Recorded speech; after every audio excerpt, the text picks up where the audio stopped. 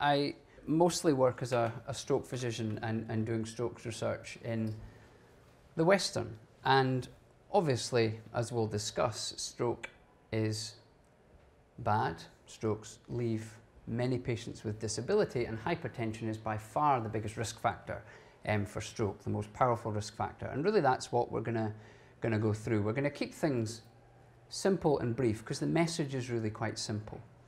First of all, we'll just quickly remind ourselves of what we're talking about when we discuss stroke. Stroke is not something we see on a scan. It's a clinical diagnosis that we make based on symptoms, neurological symptoms that patients have, which are rapid, that we think are caused by a vascular problem, and that last for a period of time of over 24 hours.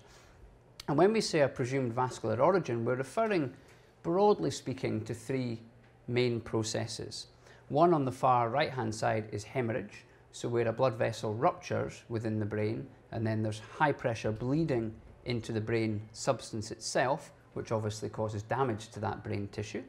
And that is exquisitely linked to hypertension.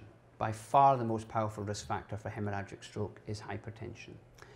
Cardioembolic stroke, so that's where that's the one just to the left in the middle on the right hand side. Cardioembolic stroke is where a blood clot forms in the heart and then leaves the heart and travels to the brain, starves the brain of blood and causes tissue damage. And that also is linked with hypertension. The commonest cause of that type of stroke is atrial fibrillation and irregular heartbeat. One of the commonest reversible risk factors for atrial fibrillation is hypertension. And then there's the commonest type of mechanism of stroke, the one which I think intuitively we're all aware of, which is this one here, atheroma. So that's narrowings of arteries that causes coronary heart disease, peripheral vascular disease, and also causes a subset of brain disease. And again, that is exquisitely, inextricably linked to hypertension. So hypertension accounts for a large amount of our work in the acute stroke unit. And unfortunately, we're as busy or busier in the acute stroke unit in Glasgow and in Scotland than anywhere else in the first world. So these data tell us how many patients per 100,000 in the population per year will have a stroke. Parts of Eastern Europe are really horrific. They have even higher rates than we have in Glasgow, but unfortunately we rank highest in Glasgow. I mean, the data from other parts of Northern England, Northern Ireland are just as bad. But of the published data from the robust epidemiological studies, we're awful in the west of Scotland for our risk of stroke. Where, if you think, compare it to, say, Denmark, a comparable country in terms of affluence, smaller without a lot of the social problems we have, but 100 more people per 100,000 each year have a stroke in Glasgow than in an equivalent urban area in Glasgow. It's frightening.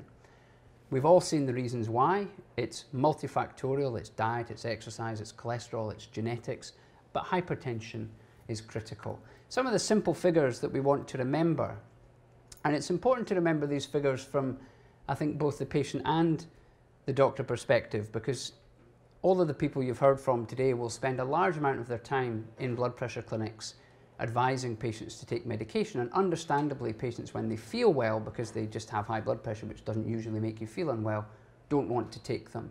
And having some understanding of just how important blood pressure is and how useful the medicines and lifestyle change are often helps you reach a treatment plan with the patient. The figures we remember is for each 20/10 increase in the blood pressure, your risk of cardiovascular disease doubles. And that's the same whether you go from 115 to 135 or you go from 115 up to 175. The risk doubles for each 20/10. And what we see, though, obviously at the more severe blood pressure, the slope of the line is steeper, because if you double a big number, you reach a bigger number than if you double a small number. But what we see is that the risk gradually increases as you get to the traditional cutoff of 140 for blood pressure, and then increases much more rapidly. One more important point to make from this slide is, well, the first thing to say is it's for both heart attack and stroke. We're focusing on stroke. It's important to recognise that although we conventionally think a blood pressure of 200 is bad and needs treatment, needs urgent treatment to reduce the cardiovascular risk, often we give patients a message of complete alarm. We say, oh my God, your blood pressure is over 200. And the number of times patients come to the clinic being told by their GP, your blood pressure's high, this is a catastrophe, your head's about to explode, often makes the problem much worse. We have a degree of time to make the diagnosis. Now, guidelines vary on the degree of blood pressure. That time might be weeks, or it might be a couple of months.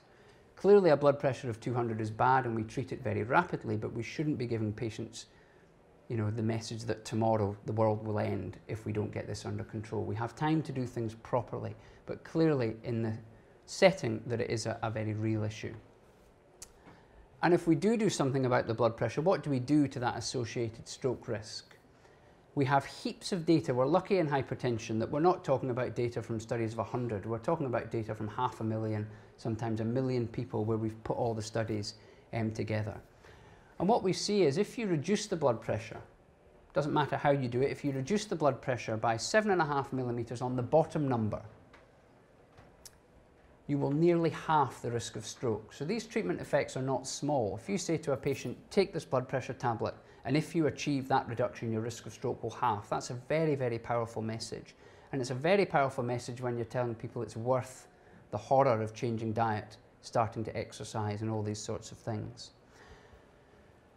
There's data from patients who have hypertension and who've never had a stroke, and there's obviously data from patients who've had a stroke. And I've just chosen some data from a stroke population to give some idea of how effective the drugs are in terms of reducing your risk of having a second stroke if you've had a mild stroke beforehand. What this graph shows here are the patients who got randomized to the blood pressure drugs compared to the patients who were randomized to standard treatment. Some of those patients got blood pressure drugs from their physician, but by and large they didn't.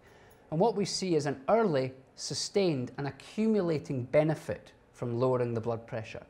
And overall in the trial, after an average of about 4 years follow-up, there was a 26% reduction in the risk of another stroke. That's a big treatment effect in a high-risk population. So lowering the blood pressure in patients who've had a stroke is mandatory. And generally speaking, 2 drugs are better than 1. Now this is a slightly busy slide, but I'll simply explain it.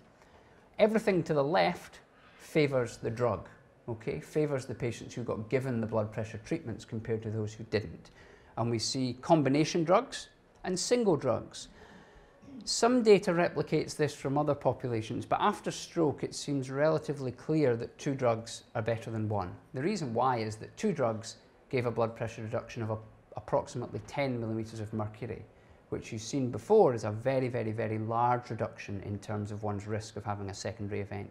The single drug regimen didn't do very much to patients' blood pressure. It fell by a very small amount. And also it didn't matter whether the blood pressure was conventionally high, you're still at the left of the line, or whether the blood pressure was actually pretty normal.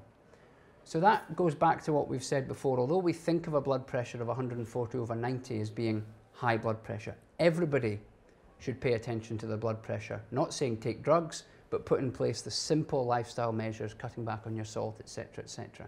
Because even if you lower blood pressure in people at risk when it's normal, they do better in the longer term. You've seen some of these figures before, and thankfully mine that I pulled out of the literature overlap with a much more detailed talk you had earlier about lifestyle. It's important, I think, when we tell patients you need to exercise, that we're giving them a specific reason why they need to exercise. And when we tell them to stop taking salt, there's a specific reason why we're telling them to stop taking salt. Generally speaking, it's easiest, I think, if you remember, because broadly speaking, the literature suggests this. If you do exercise properly, you can get anything up to a 10 millimeter reduction in your blood pressure. You're likely to get something in the region of 5 millimeters of mercury. Similar for weight loss, even of a modest amount, similar for salt reduction. So what does that mean for a patient? Well, in actual fact, small reductions in blood pressure can be quite significant. Data at population level suggests if you get the blood pressure down by 2, so we're talking about something you definitely should achieve from salt restriction, exercise and losing weight, you can reduce one's risk of stroke by about 10% in relative terms. That's not a huge effect at individual level perhaps, but if you have a GP practice and you're doing these things well, that's a big effect on your population of say 3,000, 7,000 people depending on your health centre, and a massive effect at population level.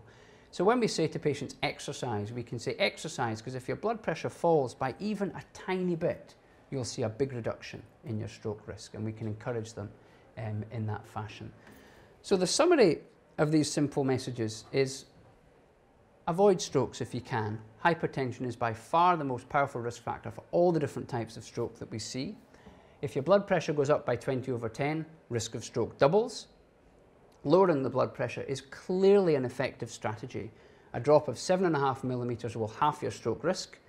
2 tablets are probably better than 1 at reducing stroke risk.